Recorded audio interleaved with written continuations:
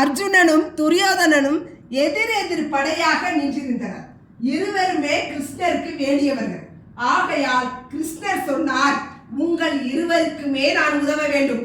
ஒருவர் என்னை தேர்ந்தெடுத்துக் கொள்ளுங்கள், மற்றொருவர் என்னுடைய படையை தேர்ந்தெடுத்துக் கொள்ளுங்கள் என்றார்.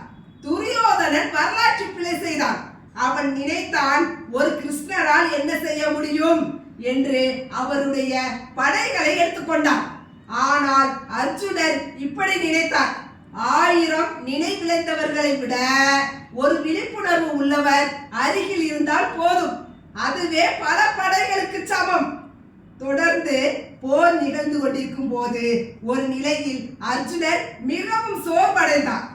போர்க்களத்தை பார்த்து அர்ஜுனர் மிகவும் குழப்பமடைந்து கிருஷ்ணரிடம் அவர் பயன்படுத்திய வார்த்தைகள் இது: என்னுடைய சக்தி நீக்கப்பட்டு விட்டது. நான் என்னை செயல்பட முடியாதவன் போலும் பதட்டமாகவும் உணர்கிறேன் என்றார். அர்ஜுனர் மிகவும் திறமையானவர், மிகச்சிறந்த வில்லாளர். அவர் சொல்கிறார், காண்டிவத்தை என்னால் தூக்க முடியவில்லை, நான் சன்னியாசியாகிவிட விரும்புகிறேன், இந்த போர் வேண்டாம். கிருஷ்ணர் அர்ஜுனரிடம் சொன்னார், நீங்கள் பிளவுபட்டு விட்டீர்கள், போரை நீங்கள் நிகழ்த்துவதாக எண்ணிக்கொள்கிறீர்கள், அது தவறு. கொல்லப்படுபவர்கள் ஏற்கனவே இறந்து விட்டவர்கள், அவர்களுக்கு விதிக்கப்பட்டு விட்டது. கொல்வது நீங்கள் அல்ல, நீங்கள் ஒரு கருவி.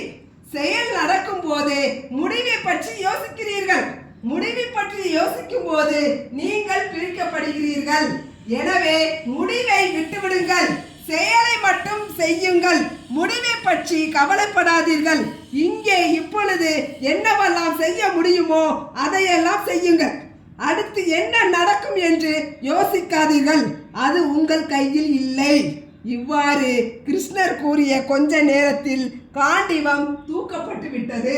திறமை அதேதான், சக்தியும் அதேதான், அது எங்கும் போய்விடவில்லை, அது உங்களுக்குள்ளே தான் இருக்கிறது.